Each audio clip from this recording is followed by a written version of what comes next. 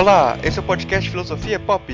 Eu sou Murilo Ferraz e aqui comigo está o Marcos Carvalho Lopes. Hoje a gente recebe o Lucas Margoni, graduado em Filosofia pela PUC do Rio Grande do Sul e fundador da editora FI, e o Renato Mendes Rocha, professor da Universidade Federal do Cariri, doutorando em Filosofia pela Universidade Federal de Santa Catarina, com doutorado sanduíche na Australian National University. Esse é o nosso episódio número 29 e hoje falamos sobre filosofia do acesso aberto. Para comemorar o primeiro aniversário do podcast Filosofia Pop, nós lançamos uma campanha no Catarse para transcrever os 25 episódios desse período. Se você gosta do nosso trabalho e pode contribuir, acesse o site catarse.me/filosofiapop-transcrição e ajude nesse projeto. O link vai estar na descrição do post. Agradecemos os ouvintes: Adilbene Machado, que faz parte do nosso time de filosofia africana, Fernando Sussman, Felipe Antunes, Fernando Polheim, Jonathan Bassucci, Jabe da Silva, Brauli Rocha, Hugo de Oliveira, Fernando Ferri, Matheus Machado, Edson Rosentalski, Jana Steffen, Alexander Marques, Fabrícia Ribeiro, Stefan Rafael, César Rodrigues Carlos, Renato Rocha, que participa desse episódio com a gente, Felipe Ferrari, Roberta Hempel, Albert Cashbaum, Vanderlei Luiz Weber, Juliano, Ana Carolina Spinardi, Enéas Melo, Thiago Bartoletti, Viviane Ribeiro, Hamilton Lemos, Virginia Martins Leite, Danilo Miranda e Ape Murilo Farenzi, que apoiaram o projeto, ajudando a viabilizar o acesso ao conteúdo do podcast para as pessoas com deficiência auditiva e a darmos o primeiro passo para o lançamento de um livro com os melhores programas do primeiro ano do podcast Filosofia Pop. Muito obrigado mesmo, de coração. É muito importante esse apoio e nós estamos muito animados com o projeto. Se você não conhece ainda o nosso site, pode visitar o filosofiapop.com.br e deixar o seu comentário. Tem sempre algum texto complementar lá no site. Siga a gente no Twitter, curta a página no Facebook ou envie um e-mail para contato@filosofiapop.com.br. Assine o nosso feed para receber os episódios do seu celular assim que forem lançados. Se você não sabe como fazer isso, tem um guia lá no site para ajudar. No Filosofia Pop, a gente pretende conversar sobre temas filosóficos em uma linguagem acessível. A ideia é usar também referências culturais, como filmes, músicas ou programas de TV, para ilustrar alguns conceitos e dialogar com coisas mais próximas da gente. A cada 15 dias, sempre às segundas-feiras, a gente vai estar aqui para continuar essa conversa com vocês. Vamos então para a nossa conversa sobre filosofia do acesso aberto.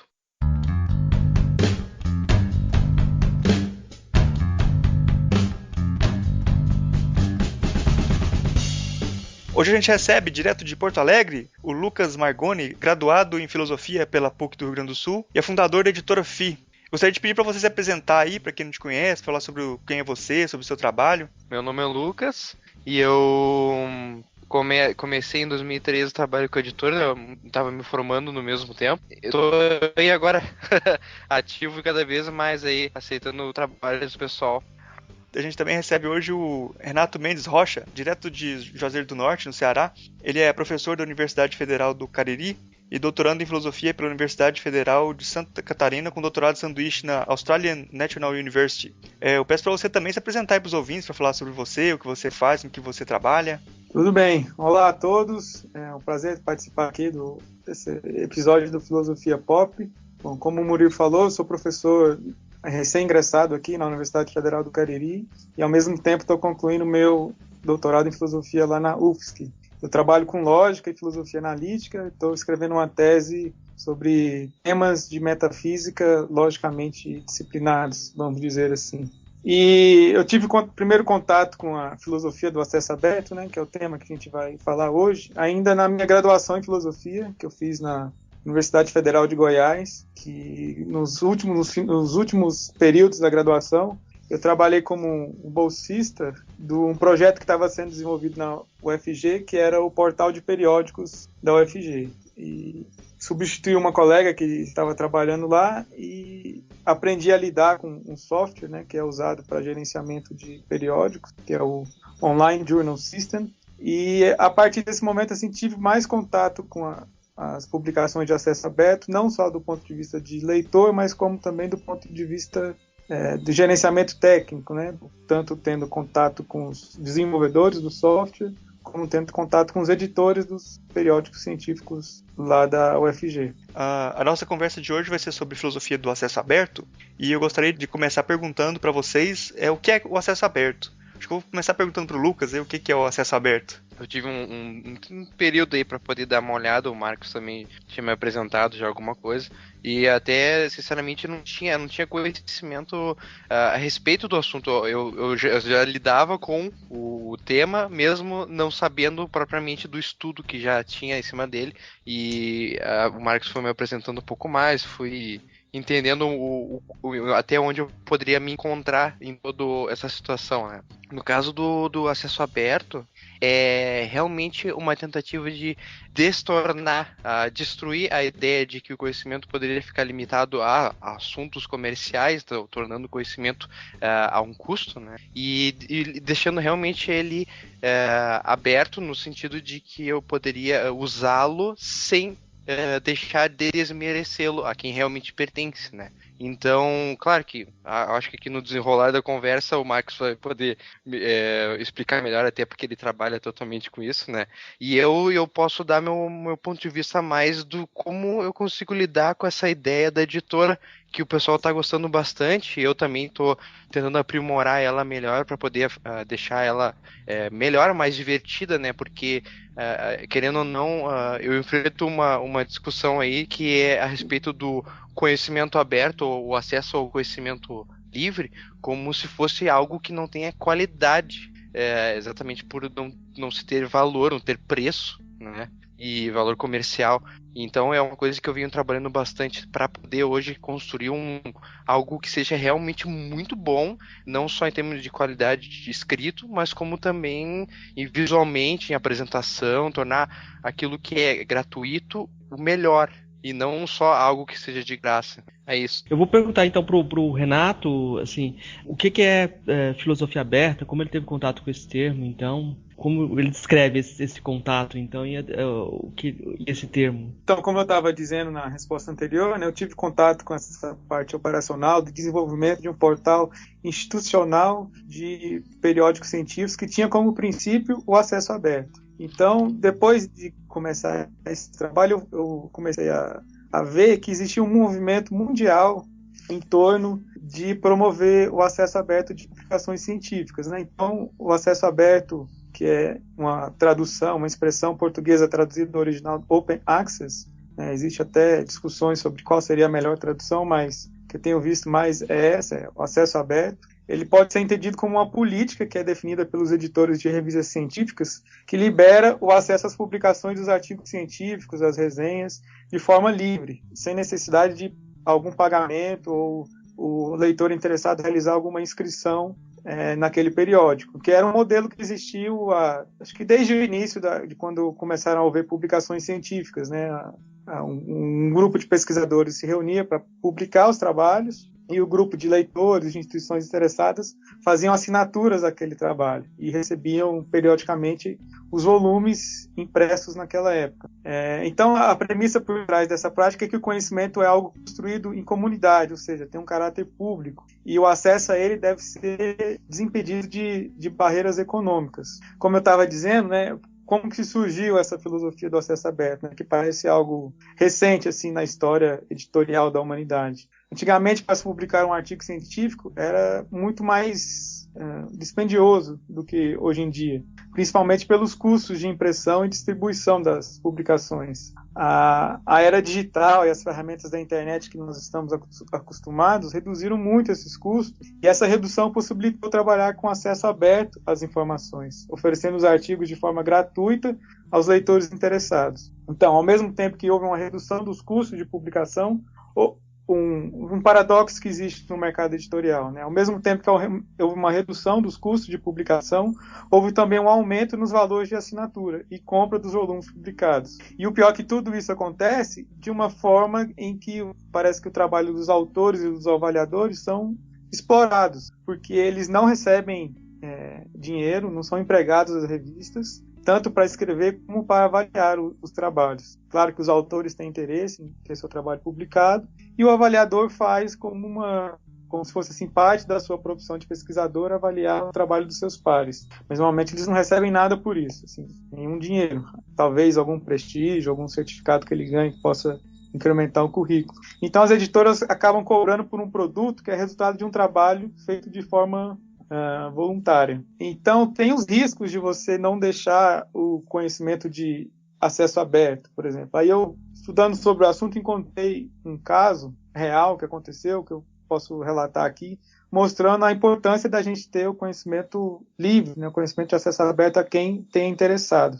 Assim, então, teve um profissional, um pesquisador, né, que é acostumado com o trabalho acadêmico, ele teve um acidente em casa e teve que levar sua esposa de madrugada ao hospital. Aí, chegando no hospital, ele conectou na rede de internet do hospital e foi pesquisar a respeito do tratamento médico que era necessário para aquele caso dela que estava complicado, e os médicos não tinham uma opinião muito elaborada ainda àquele respeito. E aí, da rede do hospital, ele não conseguiu acesso aos artigos que estavam relacionados ao caso que a sua esposa estava passando naquele momento, porque eles estavam restritos por meios dos paywalls, né, que são as formas de você pagar para ter acesso aos artigos. Então, nem ele, naquela situação, nem os médicos puderam obter mais informações naquele momento. E essas informações poderiam ser decisivas para que o tratamento dela fosse bem sucedido. E aí ele coloca um problema adicional, porque você nunca encontra aquela informação que você precisa no primeiro paper que você pesquisa. Isso faz parte da pesquisa acadêmica, científica, né? Você precisa ler vários e vários artigos até encontrar aquele que seja mais próximo daquilo que você esteja precisando, né? Seja no caso real relatado por esse pesquisador, ou seja na sua pesquisa acadêmica que você está fazendo para o mestrado ou para o doutorado. Uhum. Interessante. Ele conseguiu achar o artigo ou não conseguiu? Sim, aí nesse caso eu me lembro que ele acabou comprando os artigos, sei lá, a média de $20, $40, gastou uns $200 a $300 e conseguiu encontrar o que ele precisava ali e conseguiu dialogar com os médicos, né? Então a diferença é que ele tinha essa formação científica e conseguiria ler esses artigos, coisa que nem todo mundo hoje em dia tem, né? Principalmente no Brasil. Esse termo, então, que está se utilizando como acesso aberto, ele é mais voltado para a área científica, então, de artigo científico.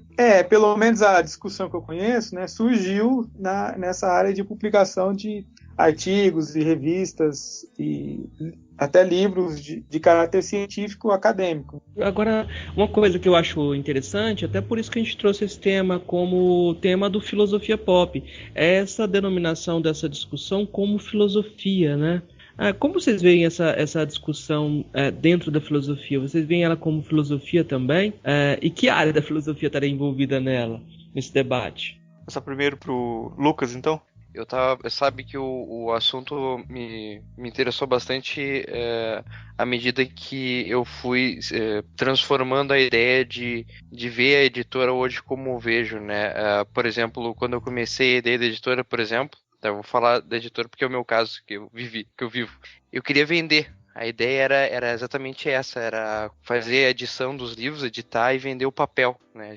E ganhar em cima de papel. Mas eu me sentia muito limitado a enxergar isso nas pessoas. Elas ficavam receosas ou até mesmo não compravam mesmo. Eu disse assim, cara, por que eu não libero esses livros, deixo acesso livre para todo mundo e faço a cobrança só pelo trabalho da diagramação, né? Foi então que começou a chamar a atenção de alguns professores, né? Primeiro foi lá na Federal de Rondônia, tem alguns professores formados lá da PUC e hoje estão fazendo um mega trabalho, uma mega produção para lá.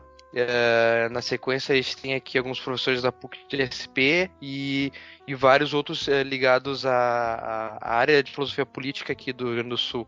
Eu tenho o professor Agemir, que foi meu professor também na graduação, e ele apostou bastante nessa ideia, construiu uma série com professores que tem aí do Brasil e mundo, né, todos referências.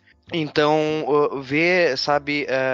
hoje a ideia de enxergar a filosofia disponível gratuitamente, né, se torna muito mais gostoso de simplesmente pegar e abrir um arquivo, mesmo que seja um arquivo PDF, mas tem uma apresentação legal, e ler ele. E eventualmente, se tu achar interessante, pegar e comprar o livro. Uma das coisas que eu vejo, por exemplo, o Renato, acho, da questão dos livros estarem, por exemplo, artigos científicos sendo vendidos.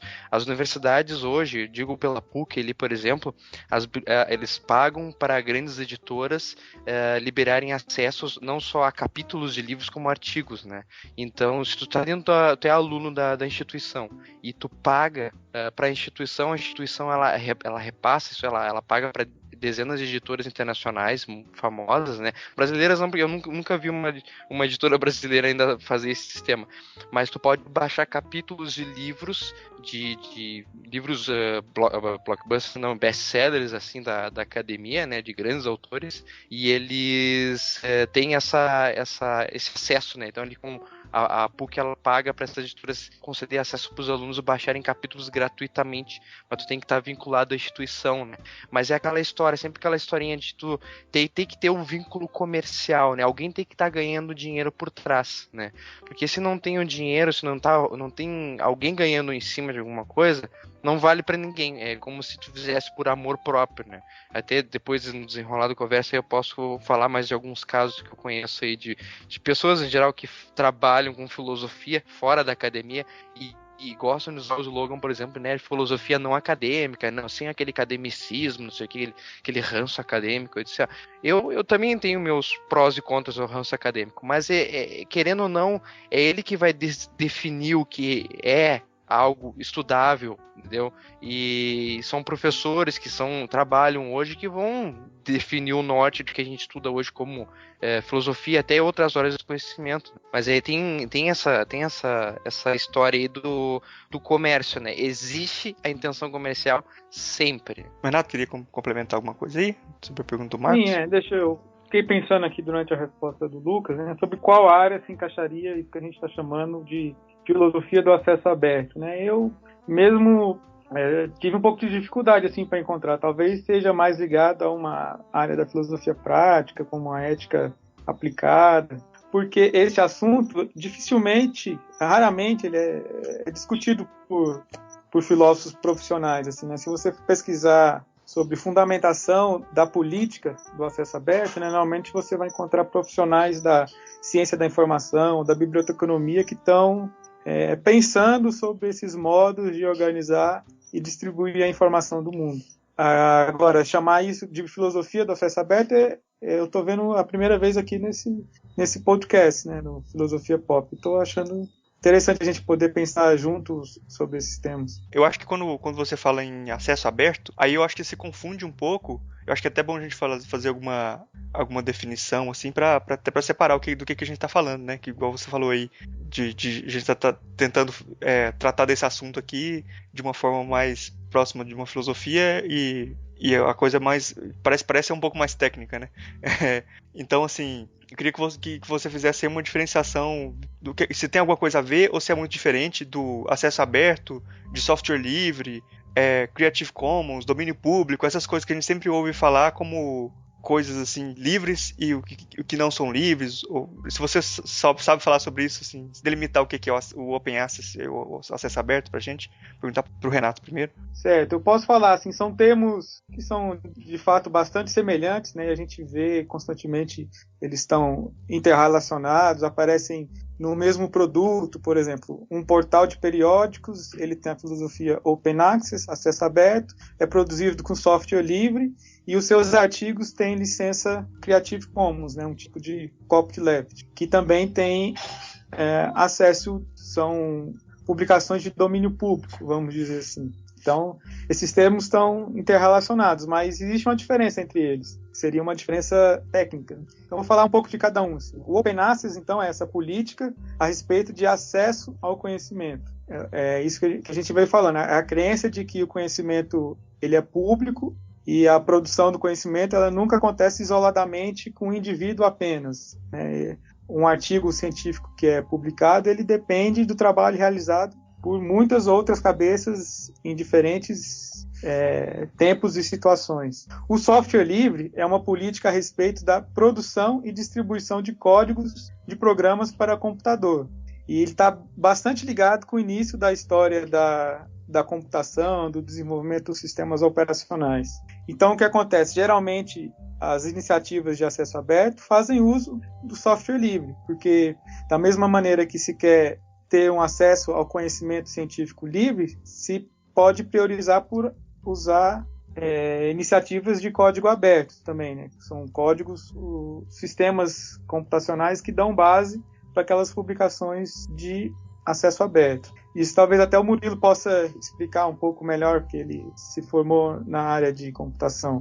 Agora, o Creative Commons é um termo que foi definido por uma organização não governamental que definiu um conjunto de licenças autorais diferentes que são alternativas ao copyright, que é aquela licença tradicional que a gente vê ainda na maioria das produções culturais. E o Creative Commons ele tem essa diferença de ser mais amplo, pelo menos de onde eu estou podendo ver, do que o acesso aberto, porque ele não se aplica apenas à publicação científica, mas pode se aplicar a uma obra musical, a uma obra literária, a uma obra de vídeo, e de diferentes produções culturais do homem. Então elas oferecem, a Creative Commons, né, essa ONG, oferece diferentes ferramentas técnicas e jurídicas para quem quiser oferecer o resultado de alguma produção cultural, intelectual, explicitando os direitos de reprodução. Por exemplo, eu estou publicando um artigo e ele tem a licença Creative Commons que permite você copiar, mas desde que você faça referência ao autor original, por exemplo. Essa é uma forma da licença Creative Commons. E transformar de acordo com a vontade do autor. Por exemplo, muitos autores permitem a cópia desde que seja para fins não comerciais e que o autor seja citado sem cobrar pelos direitos autorais. E outros produtores ou artistas mais radicais liberam suas obras de forma completa. Você pode copiar, pode reproduzir, e pode usar para fins comerciais e pode até alterar completamente a obra sem precisar de fazer citação ao autor original. Isso é muito interessante porque diversifica as possibilidades de uso das obras intelectuais já existentes. Que no copyright, na política do copyright, o autor ou detentor daqueles direitos tem todos os direitos reservados sobre aquela obra. Se você quiser usar aquela obra de alguma forma para distribuir uma informação na sua comunidade, em algum grupo de amigos, de forma não comercial, você ainda teria que pagar para aquele autor para usar aquela peça de produção cultural, peça de produção que ele fez. Então é muito interessante quando essas possibilidades estão abertas aos produtores culturais. Eles podem explicitar aquilo que eles entendem sobre a sua própria obra. E o domínio público, que é um outro termo técnico que está mais ligado à área jurídica, ou seja, é um termo do direito de propriedade intelectual, que refere-se às obras que originalmente eram de uso comercial. E aí existe uma legislação que varia de país para país para explicitar quando uma obra deixa de ser uso comercial e passa a ser domínio público. Então isso inclui as obras cujo uso já foram alvo de restrição de reprodução em virtude dos direitos autorais restritos, mas que tiveram essa restrição eliminada em virtude do falecimento do autor. No Brasil, uma obra destinada ao domínio público 70 anos após a morte do seu autor. E como eu disse, essas regras variam de país para país. Perguntar para o Lucas, então, como é que funciona a forma de licença lá na editora FI?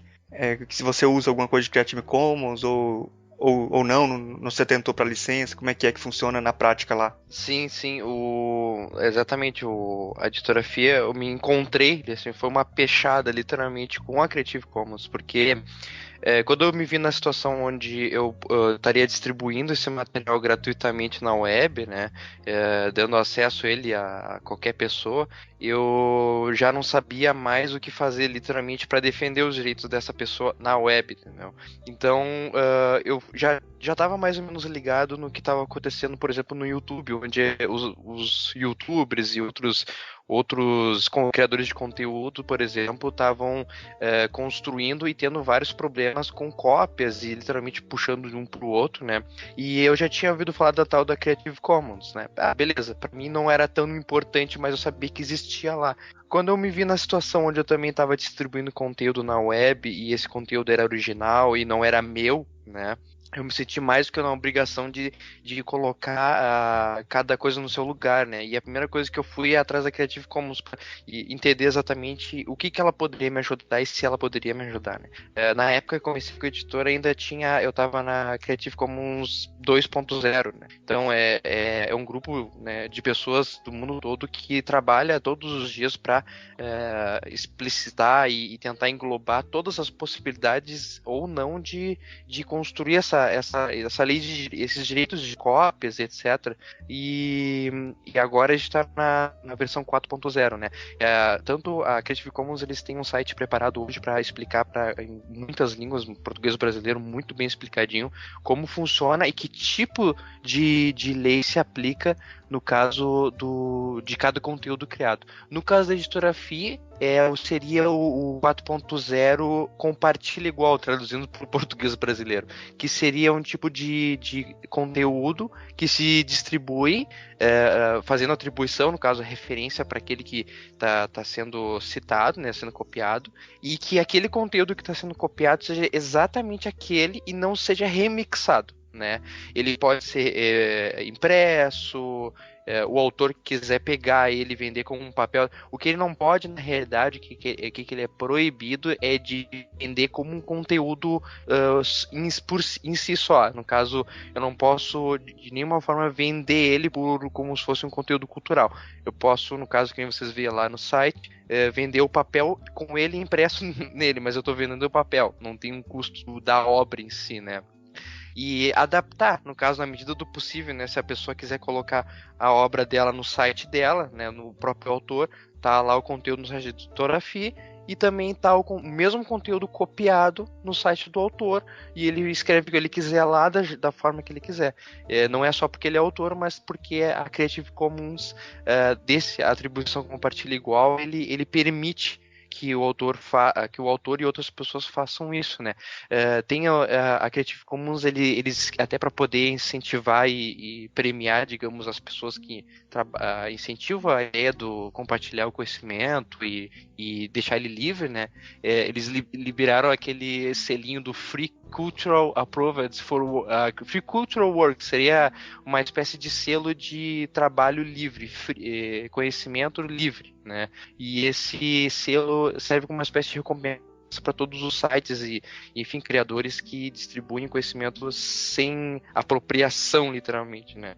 No caso da editora Word, eu tô nessa situação, assim, eu acho que dificilmente vai cair a Creative Commons, né?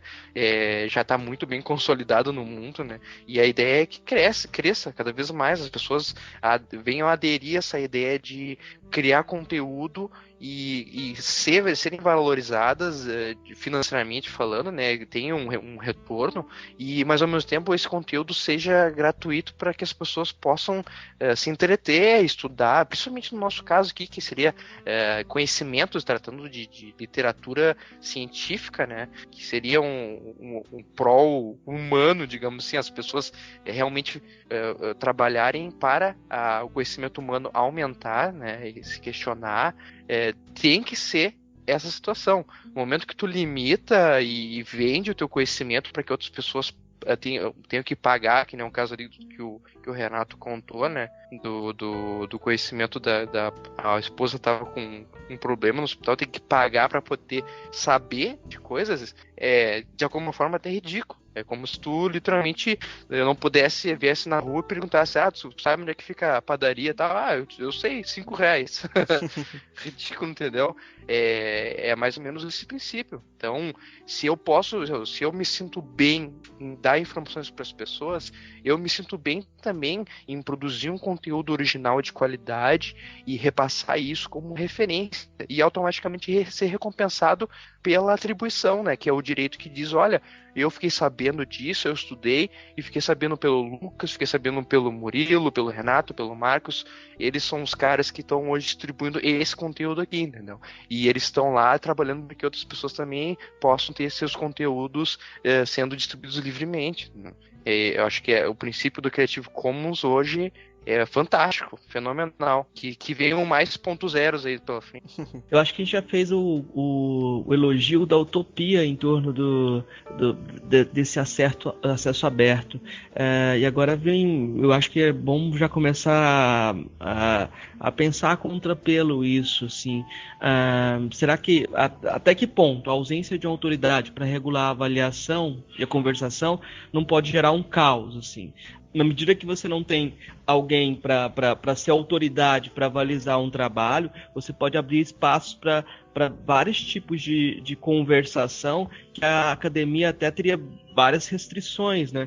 A proliferação de revistas de acesso livre, principalmente na área de humanidades, tem sido uma coisa muito boa, mas tem gerado resultados controversos. Há pouco tempo, o Diretório de Acesso Livre desvinculou diversas revistas, centenas de revistas foram desvinculadas. Então, isso aponta para uma dificuldade para regular a qualidade. Por outro lado, a revista Science, agora ela fechou o acesso porque ela gasta 50 milhões por ano para ser publicada. Quem vai pagar esses 50 milhões? Né?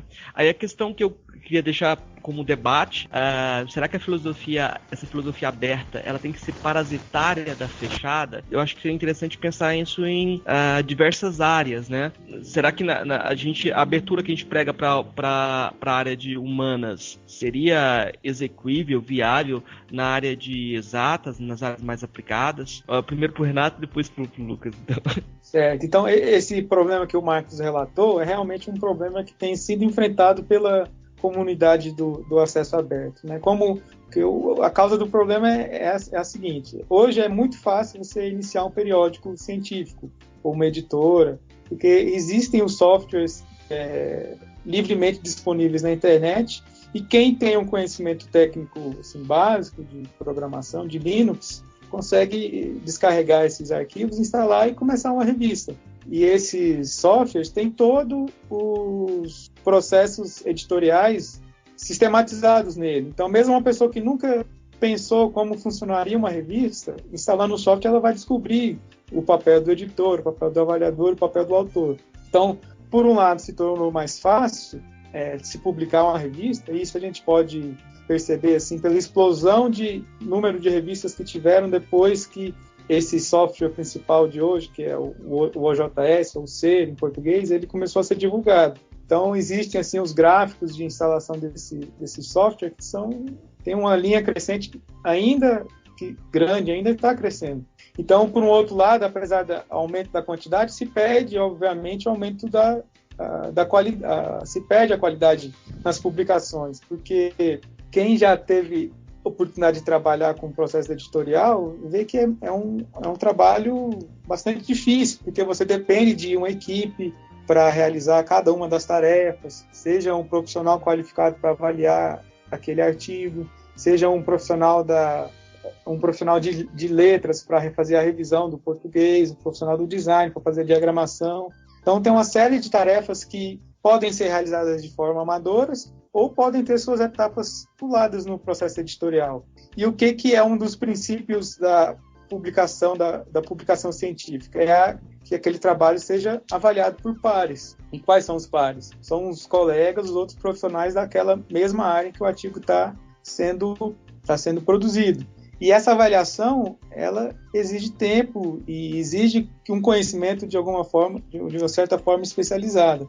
E sobre isso não se tem controle. Você não pode fiscalizar o conselho editorial de uma revista para saber se todas aquelas avaliações realmente foram avaliadas pelos pares ou estão ali publicadas simplesmente pela amizade do autor com o editor ou por fazer parte de um determinado grupo de pesquisa, alguma coisa assim. Então isso, nessas novas revistas, né, é muito difícil se controlar e avaliar a qualidade das publicações. E, por outro lado, surge também o que se tem noticiado, né, as editoras e revistas predatórias, que elas vendem a oportunidade de você publicar o seu artigo, e normalmente em uma página internacional, num congresso internacional, e com aquela publicação você teria uma visibilidade que você não tem se deixar o seu artigo publicado na sua página acadêmica, por exemplo. E dificilmente eles fazem todo esse processo de avaliação por pares. Então, num mundo acadêmico em que a publicação é mais valorizada, né, quando a gente tem, por exemplo, aquele ditado publique ou pereça, se você não publicar, as suas chances de ingressar numa carreira, num concurso público, numa seleção para doutorado ou para mestrado, são menores. Então, uma situação que a quantidade de artigos é valorizada, isso acaba como sendo um efeito colateral dessas novas revistas que vão surgindo. Aí o que o DOAJ, que é esse diretório de revistas de acesso aberto, né, que o Marco citou, está fazendo? Ele está fazendo uma revisão no cadastro de revistas que ele tem em seu banco de dados, que são hoje, sei lá, mais de 6 mil. Eles foram cadastrando sem critério, aí passou um tempo, 5 anos eu acho, eles decidiram fazer uma revisão para realmente verificar se aqueles projetos que foram cadastrados lá, muitas vezes com uma edição publicada, tiveram continuidade. E muitos deles não tiveram, porque essa é uma outra dificuldade de se iniciar um periódico acadêmico, né? Você consegue, sei lá, reunir alguns amigos e publicar um número com 10 artigos. Mas e o próximo número, o próximo volume, no outro ano? Isso exige tempo e dedicação. E normalmente esses trabalhos são feitos, como eu disse anteriormente, no âmbito das universidades, né? Tem professores coordenando, professores dedicando tempo do seu regime de trabalho para fazer esse trabalho de editoração científica. Normalmente é um trabalho voluntário, que ele depende de verbas de financiamento, né? E no Brasil existem as agências do CNPq, da CAPES, que têm editais para poder financiar esse tipo de produção acadêmica. Então, o princípio disso é que, como é um trabalho sendo feito com financiamento público, nada mais justo que ele seja de acesso aberto também, né? Já que o governo financia a produção científica, o governo paga o salário dos professores que fazem esse trabalho. Então, por parte do autor, do pesquisador, é preciso ter o olho aberto para saber se aquele e-mail que você recebeu, às vezes, faz parte de uma iniciativa séria ou de uma iniciativa predatória. Né? E teve até um caso recente que uma universidade brasileira, estadual, no estado de São Paulo, precisou se retratar publicamente porque apoiou um tipo de iniciativa como essa. Uma editora científica dessa internacional se aproximou dos organizadores de um congresso e pediu para que eles publicassem os anais do seu congresso na sua página internacional. E foi aceito. E isso foi, assim, um motivo de, vamos dizer, de vergonha para aquela instituição, né, de ter se submetido a esse esquema de publicação predatório. Então é preciso ter olho aberto. Tem blogs hoje de defensores do acesso aberto que fazem uma lista desses tipos de empresas, né? Uma lista negra, assim, a blacklist do Open Access, e pedindo para as pessoas evitarem aquilo. Mas, por um outro lado, a vantagem é que quanto mais publicação a gente tiver, né, mais chance de artigos de qualidade serem publicados. Assim, mais publicação a gente tem, mais acesso aos trabalhos que estão sendo realizados. E é por isso que eu defendo que o acesso aberto é a melhor política para publicação acadêmica. Dando continuidade aí do Renato falando, também sim, eu consigo enxergar isso aí pelas iniciativas que eu tenho, já tenho outras muito mais antigas do que eu ali dentro da própria instituição, né, e no caso é a Veritas ali, que tem quantos anos? Acho que tem 60 anos, eu acho, aquela revista. É muito antiga, eu até fiz um logo para eles de comemorativo para poder colocar na edição especial de 60 anos. Então, não só é algo tradicional, muitas vezes, para a instituição manter aquele tipo de publicação, mas também novas plataformas de publicação de revista. Esse tipo de plataforma que o Renato explicou, eu acho que eu conheço, eu já vejo, é um padrão, né, de publicação de revista entre várias instituições. Tu vê que até o sistema de links ali no superior, o menu superior é igual, etc. E eles liberam os artigos, cada artigo fica separado um do outro, né? Não é uma coisa só. Depende, na verdade. Isso, a Vex, a Intuitio, que são revistas aí do Rio Grande do Sul, todas usam esse sistema. Sim, exatamente. E é aquele sistema ali. Eu pessoalmente já entrei, já olhei várias vezes, né? E até para tentar fazer uma referência em algum momento, respeitar o trabalho de pessoas que já estão há mais tempo nesse mercado, né? Que é um mercado, querendo ou não. E uma coisa que eu sempre senti falta é a questão estética, sabe? Dos materiais apresentados, sabe? Porque tu tem, querendo ou não, tu tem uma relação com o leitor. Quem está produzindo está pensando se aquele material que está sendo escrito está sendo bem entendido, né? Pelo menos é a minha preocupação quando eu escrevo.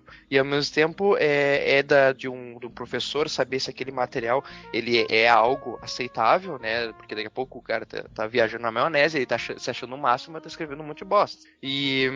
E ainda tem a preocupação do editor ou da revista, né, que tá ali trabalhando, que são poucas que eu vejo assim, que tem realmente um editor que trabalha só na diagramação, só na produção para o site, etc. Muitas vezes é que nem tu falou mesmo, é o próprio professor que coloca tudo online, ele se vira no que ele pode, né, no tempo que ele tem para fazer isso aí, e fica bem aceitável, fica um material bem legal. Mas, querendo ou não, no fundo, quem vai consumir aquele conteúdo, que não necessariamente é material, não é o pessoal da academia, é de fora da academia também, gostaria de ter algo mais divertido, digamos em mãos, algo mais gostoso de ler, não só na parte da diagramação, mas também em capa, referência, mostra para uma pessoa que tem essa questão do status, né, do acadêmico estar lendo um livro de pessoa X ou Y, né, que já está inserido no mercado editorial há muito mais tempo.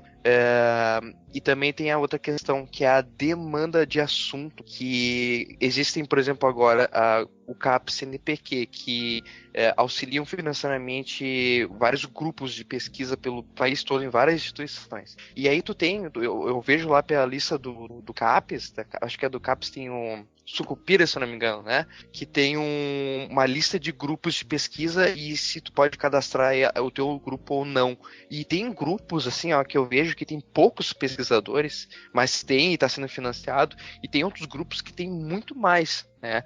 Então tu tem, por exemplo, eu sou da epistemologia, eu tô formado em filosofia da mente, mas eu, sempre amei epistemologia, e tem na área da epistemologia, tem muito jurista, tem muito gente da área do direito que consome esse tipo de literatura, sabe? E automaticamente exige um pouco mais dos pesquisadores em termos de produção, né? Então existe aquela lei da oferta e da procura. Quanto mais pessoas trabalhando num assunto que tenha mais gente consumindo, existe mais uma intenção ali de mercado de colocar e incentivar aquele tipo de produto, né? No caso, por exemplo, do Derrida, ou mais uma literatura, uma filosofia continental, por exemplo, que, querendo ou não, tem um público XY, mas que não é do interesse de outras áreas, mais literatura que fica por ela mesma e tal. Tem um grupo menor, mais concentrado, mas tem esse tipo de pessoal, assim, ó, eles têm interesse de apresentar o que vai além da qualidade. Eles querem alguma coisa que seja realmente bonita, né? E é até uma coisa que o pessoal migra, por exemplo, ali para a editora, não só porque as outras editoras não querem publicar porque de repente não vai ganhar dinheiro vendendo material ou papel, é porque o material que o pessoal apresenta para eles final, para o leitor, não é bom. E muita gente vem falando assim para mim, Lucas, eu tenho esse material aqui, eu gostaria de fazer, não fala nada. Aí depois que eu entrego o material para eles pronto, eles olham assim, ficou excelente, tu vê, não sei o que. Aí me conta a história de que eles tiveram com outras editoras e outras publicadoras, e eles acham feio, eu não sei o que acontece. Muita gente acha que a capa fica bonita, ou de repente a apresentação fica legal lá no site e tal. De alguma forma parece que a parte estética do material acadêmico e do literário também influencia nesse processo de compra de conhecimento, literalmente, né? E o Open Access, ele tem essa ideia de tentar criar uma plataforma livre, mas também que tenta incentivar quem quer publicar de uma forma livre também, que não tem que pagar para publicar, né? E isso, de alguma forma, ter em quantidade, perde-se um pouco de qualidade e de estética. Fica um padrão muito igual. Eu vejo, aí voltando ao assunto lá do site, que tem da Veritas, da Intuito, isso. São duas plataformas super antigas, muito bem consolidadas, tem uma nota, uma avaliação pela CAPES alta, né? Seria a A+, lá, não sei qual é a pontuação, e eles têm essa avaliação para poder colocar num currículo Lattes, por exemplo, vale bastante para eles. É uma questão de antiguidade, já está mais tempo no mercado. Mas eu aposto, sabe, em grandes, em pequenas editoras hoje que estão querendo fazer um tipo de trabalho bonito para apresentar para os leitores, acima da simplesmente pontuação, acima de estar já dentro daquele padrão de publicações, entendeu? Vou continuar nessa linha de provocações ao Open Access também, que eu acho que tem também um outro questionamento, que é qual que é a vantagem para quem está financiando o projeto de financiar alguma coisa que vai ser aberto, porque o cara está pagando. Uma empresa, por exemplo, que está financiando uma pesquisa, ela teria interesse de manter os resultados daquilo lá fechados para eles utilizarem depois e explorarem aquilo comercialmente, né? Qual que é a vantagem para eles que seria para manter isso aberto? Certo, então esse é um problema interessante. Então a gente tem esses dois modelos de financiamento de pesquisa, né? E que no Brasil praticamente a gente tem hegemonia de um desses modelos, que é o financiamento público de pesquisa. A gente ainda tem poucas empresas de iniciativa privada empregando cientistas, empregando pesquisadores, desenvolvendo pesquisas em seus laboratórios. O que eles normalmente fazem é aproveitam a estrutura que já existe de uma universidade pública e financiam a compra de um equipamento, ou a construção de algum prédio naquela universidade, para se valer do recurso humanos que está empregado ali, né? Professores, bolsistas. Então, eu não vejo problema nenhum em um contexto de pesquisa, né? Por exemplo, que existe em alguma grande empresa nos Estados Unidos que tenha seus próprios laboratórios de pesquisa, que eles não querem divulgar as suas pesquisas internas ali para o público mais aberto, né? Porque eles têm claros interesses comerciais em relação a isso. Mas, de alguma forma, né, um dia essas patentes que eles registraram, elas vão ter acesso ao público quando seus produtos forem lançados. E, inevitavelmente, se for um produto de destaque, que tem algum apelo revolucionário, eles vão ser copiados pelas outras empresas de concorrência. Mas, por um outro lado, a vantagem para quem financia a pesquisa com acesso aberto é o alcance possível dos seus estados de pesquisa são ampliados, inclusive para o público especializado, os pesquisadores, como para os pesquisadores que estão fora desse primeiro mundo. Eu me lembrei o Lucas no início estava falando dos tipos de acesso que você tem de maneira diferente da biblioteca da instituição que ele participa, né? Que ela provavelmente assina acesso a editoras, a periódicos, livros, que dá acesso às pessoas que estão vinculadas ali. Quando fui fazer meu estágio de sanduíche de doutorado na Austrália, eu me impressionei com a quantidade de informação que eu conseguia acessar usando os computadores lá da universidade, porque eles assinavam praticamente todas as grandes editoras acadêmicas do mundo. E você tinha acesso a materiais digitais de livros que tinham sido publicados no mês passado, e que no Brasil dificilmente você teria acesso a esses livros de forma legal tão rápida, né? Ou você compraria o livro por preços bastante caros para os padrões de um bolsista de pesquisa, ou procuraria ali aquele livro em algum repositório pirata. Mesmo as iniciativas do governo brasileiro, como o portal de periódicos da CAPES, eles oferecem acesso a muitas revistas, mas, pelo menos na área de humanidades, ela não abrange todas as revistas importantes em uma determinada área, né? Talvez numa área mais científica, da biologia ou da medicina, ela tem uma abrangência maior, mas na humanidades ainda existem grandes revistas publicando artigos importantes que um pesquisador no Brasil dificilmente tem acesso valendo-se dos meios legais. Então, a grande vantagem é essa, a divulgação do conhecimento científico produzido. Eu acho que é isso aí mesmo. O Renato, ele já falou, já tem conhecimento bem mais detalhado a respeito dos sistemas, até porque ele trabalha com isso, né? Agora, eu, assim, do ponto de vista assim, mais pop, digamos, do trabalho de publicação, também vejo o lado, eu vejo completamente o lado comercial da coisa, assim, existe uma movimentação e existe interesse por baixo de qualquer instituição ou até mesmo de qualquer editora, seja ela comercial ou não, né? No meu caso aqui, sou eu, editora FI, todo o trabalho que tu vê ali dentro, é tudo eu que faço, porque eu tenho conhecimento técnico para fazer e eu também sou formado na área. Então eu já tinha os contatos, então foi meio que muita sorte ter tá tudo ali na mão, digamos, para poder ir juntando e construindo toda a editora, né? Mas eu fico vendo assim a dificuldade que existe por parte de outras instituições em montar um esquema em que, professores e alunos juntos possam montar os seus próprios sistemas, né, de publicação, e seja ela gratuita ou paga, é muito complicado. Eu acho sim, eu fico ouvindo a discussão e acho o potencial filosófico dela precisa ser...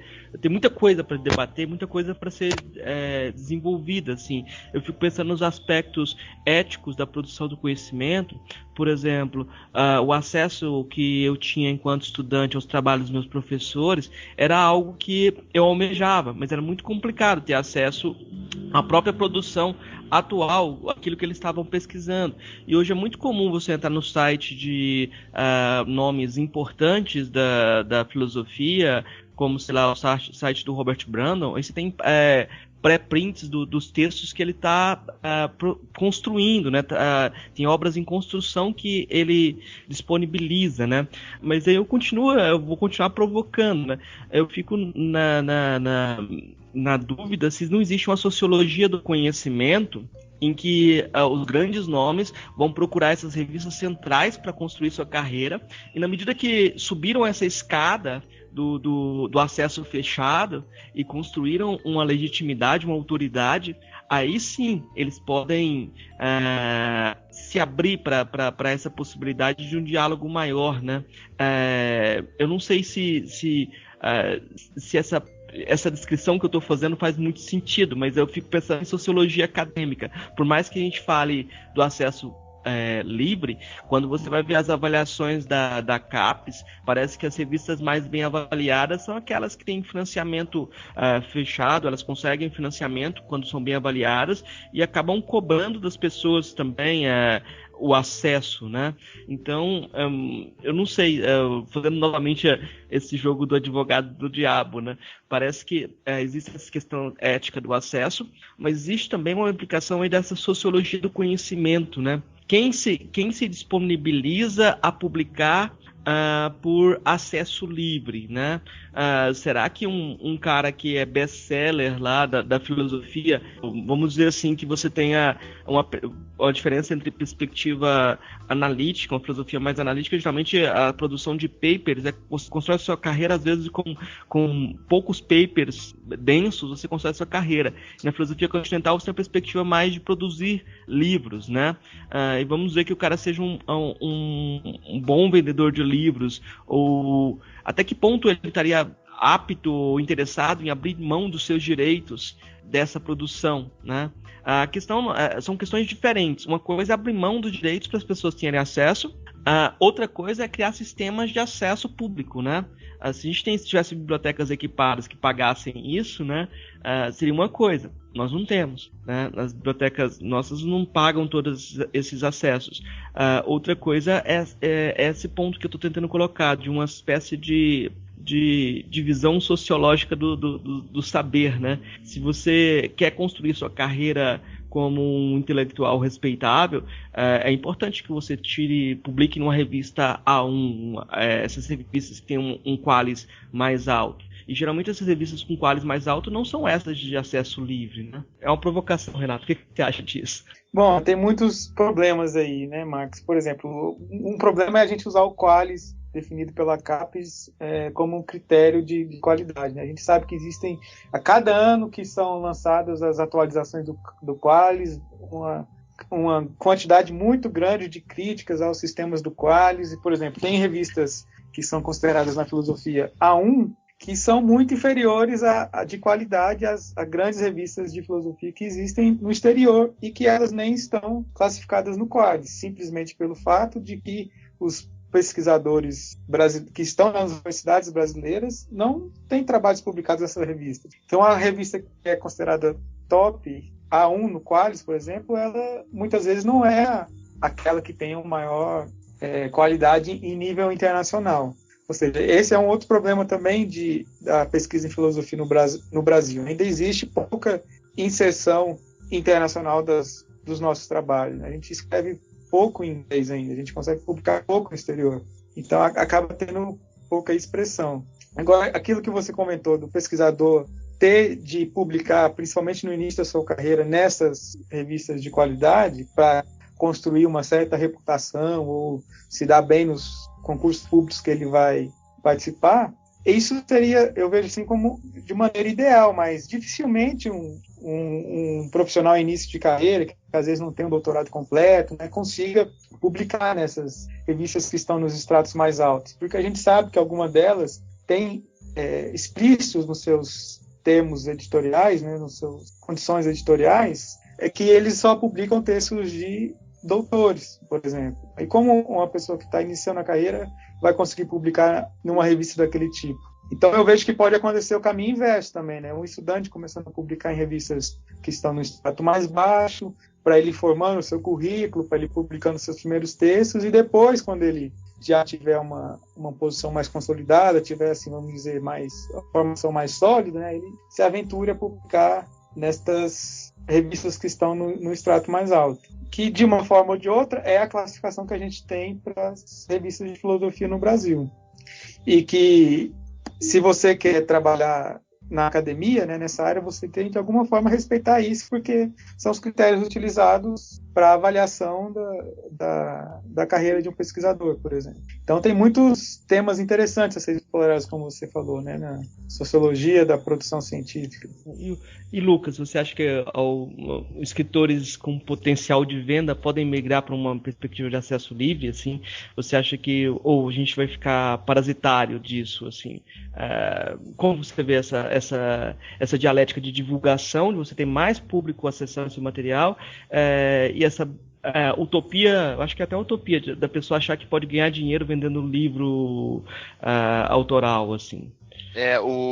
Isso os próprios autores já me respondem todos os dias, que eles vêm em mim para poder falar exatamente isso. Lucas, eu quero publicar contigo porque o meu livro esgotou lá na editora X, que publicou para mim alguns anos atrás, e eu cheguei para eles, eu tô precisando de mais livros para poder distribuir para meus alunos, ou para, sei lá, para alguma rede de amigos que está interessada, porque eu estou discutindo agora esse tema e tal.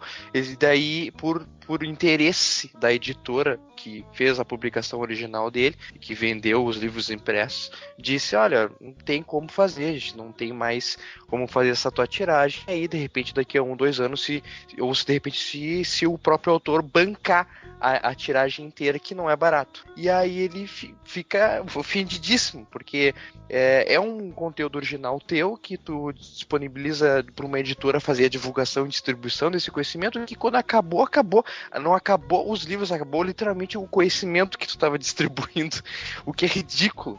E aí eles vêm em mim e dizem, Lucas, é o seguinte, a questão toda é que, embora eu já tenha publicado uma editora fantástica, a editora fantástica não vai mais distribuir meu livro, e eu tenho gente que tá vindo pedir para mim meu livro, e eu não tenho como passar, tô passando o ponto doc aqui do que eu escrevi há sei lá quantos anos atrás, e aí eu não gosto, entendeu? Eles falam assim, eu não gosto de entregar esse material para eles, eu queria entregar o livro para eles bonitinho, né, para eles poderem ler. E é uma brincadeira que, no fim das contas, eles se sentem prejudicados por não poderem fazer a distribuição deles corretamente, né? Sobre a sociologia do conhecimento, como tu falou, eu acho que todos vocês, se vocês trabalham com isso aí, sabem muito bem que é uma politicagem toda por trás. Então, a avaliação qualis A1, B, etc., é muita politicagem. Eu trabalho dentro da PUC, eu vou falar mesmo aqui, azar se alguém lá de lá escutar. Dentro da PUC, a gente tem ali a qualificação 6, CAP 6, no nosso curso do PPG lá da filosofia.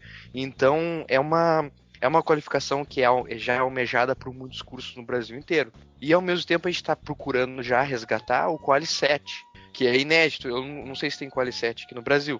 Que é um Quali 7, não é o CAPS 7. Então é uma busca enlouquecida de avaliação e qualificação para, no fim, a gente resgatar mais bolsas e ganhar mais bolsas para botar mais alunos dentro da instituição, entendeu? Pesquisando. E existe muita politicagem, né, nessas avaliações de revistas da instituição. Existe avaliar um texto das humanas, né, um texto das humanidades, é muito complicado, porque vai depender do ponto de vista de quem está lendo. Imagina só o cara que é o avaliador de uma Qualis da vida, um CAPES aí, dizer para a revista que ela é uma A1, sendo que o cara não concorda com o que está sendo publicado ali, por exemplo, ou porque não é da área dele. Tipo, é extremamente relativo a sistema de qualificação aí. Eu vejo gente que tá lá dentro organizando esse material, separando esse material para mandar lá para ser avaliado, porque conforme tu vai aumentando, tem que mandar lá a produtividade para eles avaliar mais e mais. E essa avaliação, ela é completamente seletiva, conforme é o teu assunto, o tema, o que tá lendo mais ou menos, é realmente como o Renato te comentou antes. Não tem quem tá já inserido no mercado, ganhando dinheiro, fazendo um nome. Então hoje tu vai pegar um livro de uma Márcia Tiburi, vai colocar numa editora, pô, é certo, o cara a editora qual for vai publicar, porque sabe que é dinheiro, entendeu? E aí o que faz a qualidade do material a ser vendido no fim das contas é a popularidade do nome. Quem tá já no mercado, quem já tá ali dentro, vai indicar outros e vai colocando. É uma mega politicagem o que a gente tem hoje no Brasil em termos de avaliação de CAPES e de outras aí. É todo mundo querendo comprar a reputação do outro. Eu mesmo fiz isso, eu acho um super xarope isso. Eu fui orientado pelo Stein, que se tu vê, muita gente conhece ele aqui no Brasil, porque ele foi orientado pelo Heidegger, não sei o que lá. Então, tipo, é uma politicagem. Tu diz assim, eu fui orientado pelo professor X, porque ele foi orientado pelo Heidegger. Tipo, o que isso significa? Significa que tu é mais foda do que os outros, sei lá, que tu é mais inteligente que os outros? Não. A gente aprecia gente que tu não ouve falar em lugar nenhum, os caras são excelentes, entendeu? Então, eu priorizo quem eu vejo que realmente está querendo publicar e que sabe que o material dele vai ter gente que vai ler. E toda a questão de ser lido ou não depende do acesso. Se o acesso ele é livre, facilita não só autores que querem ler, mas possíveis novos autores que estão aí todos os dias procurando sobre algum assunto. Eu lembrei de um caso aqui, um colega outro dia, que tem a ver com esse assunto ainda.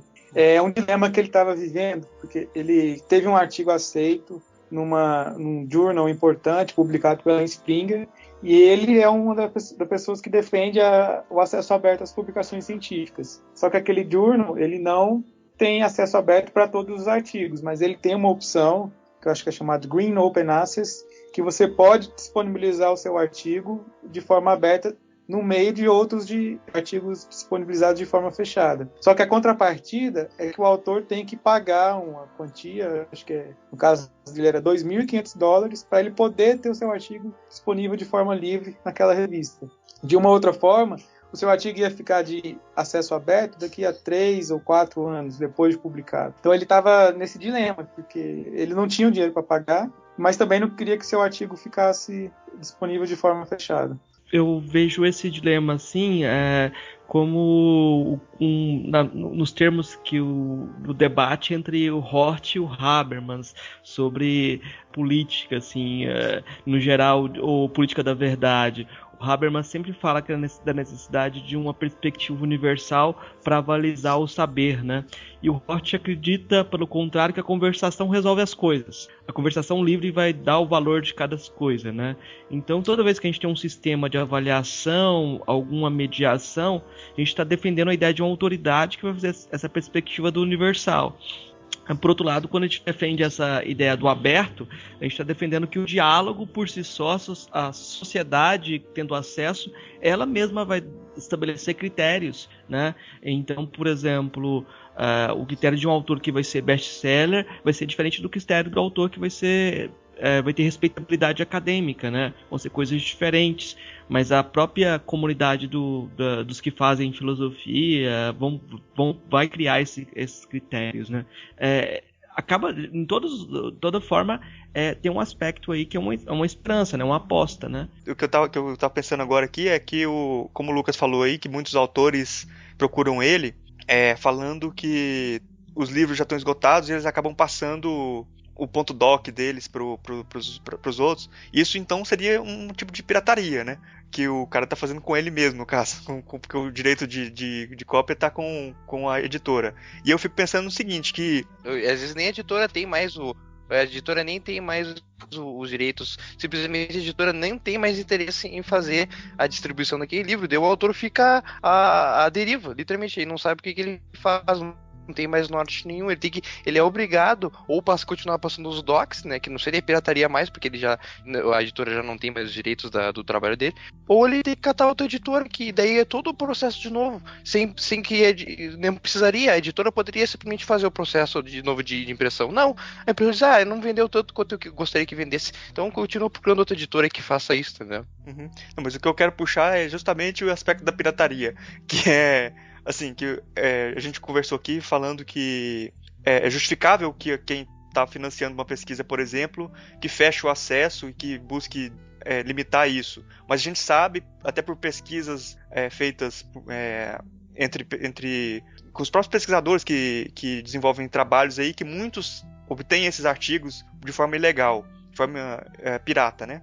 E então, assim, fica aquela questão assim, parecendo que tudo bem você fechar, só que no fim das contas não adianta você fechar, porque as pessoas precisam desse conhecimento e vão atrás mesmo se elas não puderem acessar esse conhecimento. E também quando você vê isso com uma forma mais, vamos dizer assim, mais global, mais ampla, essa proteção do direito autoral ela acaba por manter o domínio de conhecimento de quem já tem conhecimento, né? Os países que já são mais desenvolvidos, eles se fecham mais nessa filosofia, nessa distribuição mais fechada, e acaba que quem quer desenvolver conhecimento, ele não pode desenvolver porque ele não pode acessar esse conhecimento que já está feito ali. Então quem já tem conhecimento tem mais facilidade para produzir mais conhecimento, quem não tem fica mais dominado ali sem ter a possibilidade de se desenvolver, né? Queria ver o que você acha disso, assim, Renato, da pirataria e dessa forma de dominação, assim, do acesso fechado. Eu concordo com isso que você falou, né? Que é uma forma de perpetuar as desigualdades sociais existentes. Por exemplo, como eu pude perceber, você fazer pesquisa acadêmica num país de terceiro mundo é bem diferente das condições que você tem se você for para um país de primeiro mundo, né?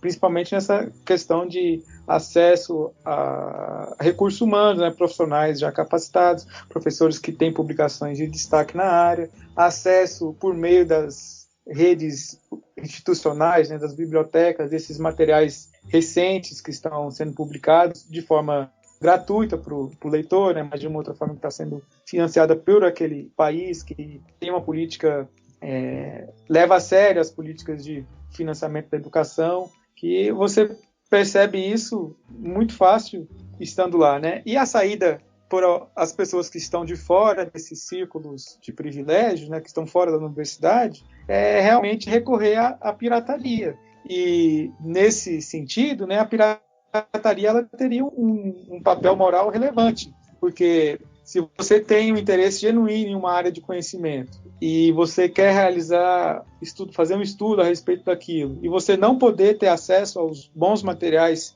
que são publicados no mundo, né, isso parece de alguma forma injusta, simplesmente pelo fato de você não ter ingressado na universidade tal que vai te dar condições para aquele acesso.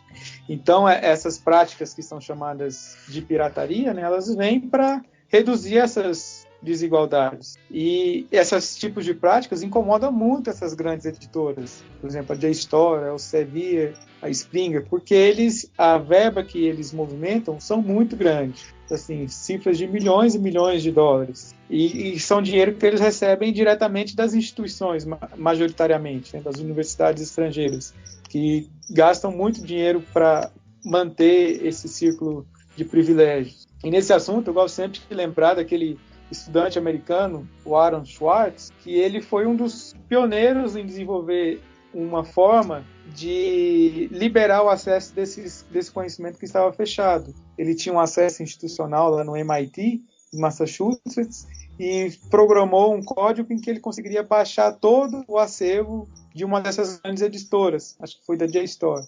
E ele disponibilizou isso no banco de dados na internet. E aí essa editora foi em busca do MIT, daí eles rastrearam de onde vieram esses downloads chegaram na instituição que foi realizada, que depois chegou nele e conseguiram que ele fosse incriminado por causa dessa prática, que no final das contas, né, tinha essa ação que ele realizou, tinha essa intenção virtuosa de disponibilizar o acesso ao conhecimento de forma livre. E tem a parte triste dessa história, que ele ficou encarcerado por alguns dias e, passado um tempo, ele viu que não ia ter solução da melhor maneira o caso dele, ele se suicidou. Um rapaz tinha 20 e poucos anos, assim. É bastante triste lembrar dessa história, mas ele acabou sendo conhecido, né, por conta dessa atitude que ele teve lá. Ele deve ter achado injusto ele, lá no MIT, tendo acesso a todo o conhecimento de bom que estava sendo produzido no mundo, enquanto que ele passasse pela porta da universidade, ele já não teria mais conhecimento. Então é uma restrição muito grande que existe. Ele é a Antígona da pirataria, né? Tipo, ele resolveu ser ético, ser justo, apesar da lei, né? Vamos lá. Primeiro quero agir de forma justa, ou dá pra comparar ele, brincar com ele com essa história como se fosse uma história trágica no sentido que você contou, mas que mostra esses limites do comportamento ético, né? Quando a gente pensa em acesso ao conhecimento. E depois dele surgiu esse portal que é bastante conhecido, né, que foi desenvolvido pelos russos, que é o Sci-Hub, que ele oferece como se fosse um modo de você conectar nesses repositórios institucionais e baixar os arquivos que você quiser. Mas eles, de forma semelhante, são bastante perseguidos por essas editoras. Tanto é que para você acessar o site deles hoje, você tem que pesquisar qual é o espelho que está sendo válido atualmente. O cerco de interesses é muito grande em torno dessas questões. É tipo um Pirate Bay da artigo científico. Um Pirate Bay da universidade, né? Exatamente. Tem uma coisa interessante, agora tu comentou isso aí, eu vou dizer assim, a editora Fio hoje, ela é meu segundo trabalho, talvez venha a ser muito brevemente meu primeiro. Eu trabalho mesmo lá dentro da PUC, dentro de uma gráfica expressa, o famoso Xerox, né? E aí eu vou comentar pra vocês um caso assim, bem simples, tá? Mas que diz respeito ao meu trabalho como copista, digamos assim, e ao mesmo tempo como editor, e também quem providencia e distribui conhecimento por meio da editora, né? Então, tem uma lei que agora eu estava tentando pesquisar, ver se eu encontrava, era lei do Código Penal 10.000 e alguma coisa. É só botar no Google aí, que é a lei do direito de cópia, lei do Xerox, digamos assim, né? Essa lei, que está escrita hoje, ela é válida no Código Penal, ela diz respeito à cópia do livro, cópia de um livro, de um material que teria direitos autorais, não poderia ser copiado, associado pela ABDR. E aí a gente supostamente não poderia fazer cópia.